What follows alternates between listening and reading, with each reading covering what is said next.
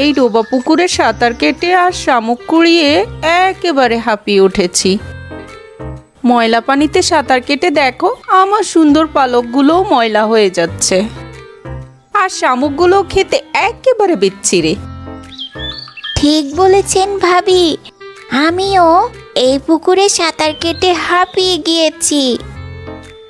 আর ভালো লাগে না ওই পানসে স্বাদের শামুক খেতে। তবে জানেন কি, পাশের জঙ্গলের ওপারে যে পুকুরটা আছে তার পানি অনেক পরিষ্কার, আর পুকুরে অনেক শামুক ঝিনুক ভর্তি। এর থেকে ভালো শামুক ঝিনুক নাকি আর আশেপাশে কোনো পুকুরে নেই। তাই নাকি ভাবি?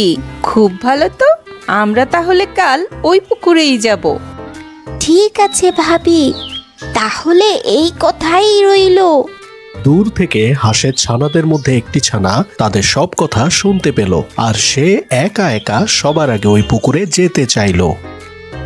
আমি আজ ওই পুকুরে খেলা করতে যাব আর মজা করে ঝিনুক খাবো। Please subscribe, please please please.